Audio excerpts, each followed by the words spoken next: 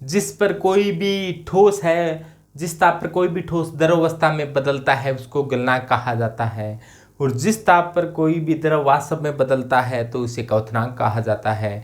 D block के तत्वों के गलनांक और क्वथनांक होती हैं वो अधिक होती हैं।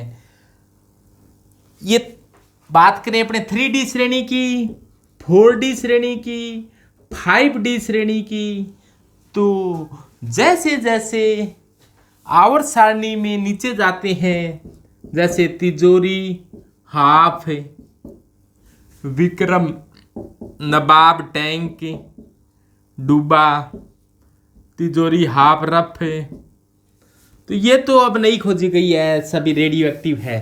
तो अब 3 श्रेणी, ये 3D श्रेणी है, ये 4D श्रेणी है, ये 5D श्रेणी है। अपने इससे पहले भी बात करें कि सायालाल अकेला है, सायालाल अकेला है, तिजोरी हाफ रफ है, विक्रम नवाब टैंक है, कार मोटर वाली सिंगरे है, मन टक्करे भी को रहा इधर मत। तो जिस प्रकार से अपने इधर से इधर जाते हैं तो पहले क्या होता है, अयुग्मित इलेक्ट्रॉनों की संख्या बढ़ रही है। जैसे स्कैंडियम में 1 अयुग्मित इलेक्ट्रॉन है, इसमें 2 हैं, इसमें यहाँ पर 3 हैं, इसके अंदर 4 की बजाय क्या हो गए, 6 हो गए। क्रोमियम की बात करें तो अपने इस पहली लाइन की बात करते हैं। यहाँ पर अयुग्मित इलेक्ट्रॉन 1 है, यहाँ पर अयुग्मित इलेक्ट्रॉन 2 है, यहाँ पर 3 है, यहाँ पर 4 होने चाहिए थे लेकिन 6 हो गए।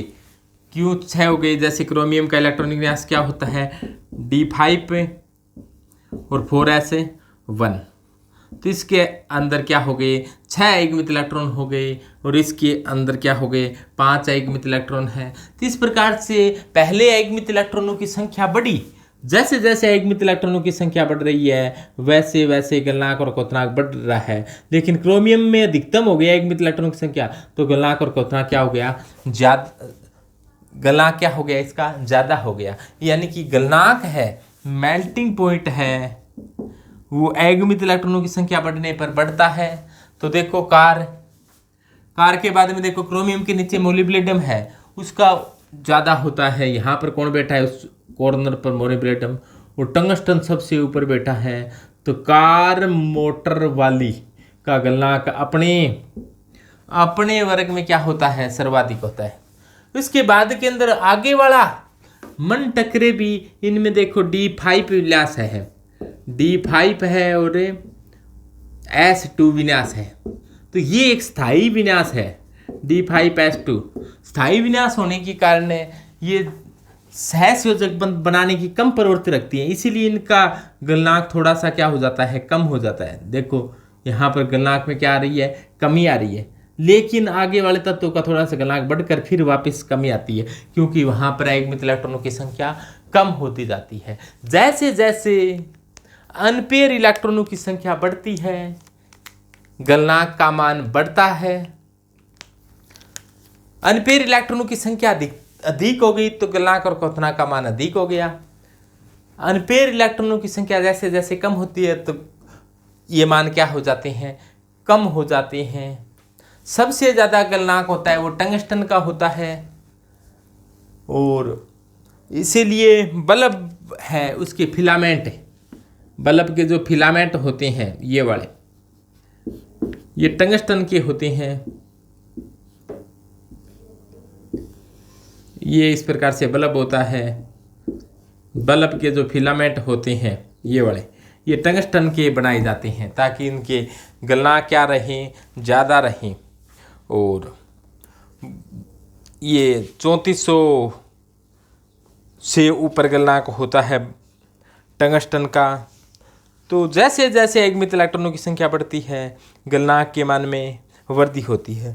तो 3D श्रेणी में सबसे ज़्यादा गलनांक क्रोमियम का, 4D श्रेणी में सबसे ज़्यादा गलनांक मोलिब्डेनम का, और 5D श्रेणी में सबसे ज़्यादा गलनांक है टंगस्टन का।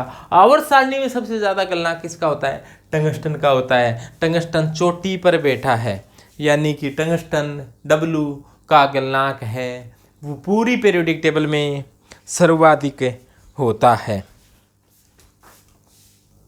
तो जैसे जैसे अयुग्मित इलेक्ट्रॉनों की संख्या बढ़ती है गलनांक और क्वथनांक के मान बढ़ते जाते हैं, और अयुग्मित इलेक्ट्रॉनों की संख्या कम होने पर गलनांक और क्वथनांक के मान कम होते जाते हैं। हम जानते हैं कि Zn है, Cd है, Hg है, उसके अंदर 3d10 होता है, यहाँ पर 4d10 होता है, यहाँ पर 5d10 होता है। D कक्षक पूरा भरा हुआ है, यानी कि D क्या है, पूर्ण पूरित है। D पूरा भरा हुआ होने के कारण इनके गलनांक और क्वथनांक क्या होते हैं, कम होते हैं, क्योंकि ये सहसंयोजक बंध बढ़ा नहीं पाता, क्योंकि इसमें यहाँ पर 4s2 3d10, यहाँ पर 5s2 3d10, यहाँ पर 6s2 3d10। इसके कारण Zn Cd Hg है, ये कैसे होते हैं, वाष्पशील धातु होते हैं। ये वाष्पशील होते हैं, यानी कि आसानी से वेपर में बदले जा सकते हैं। इनका शुद्धिकरण भी आसवन विधि द्वारा किया जा सकता है, क्योंकि इनके अंदर D कक्षक होते हैं, वो पूरे भरे हुए होते हैं।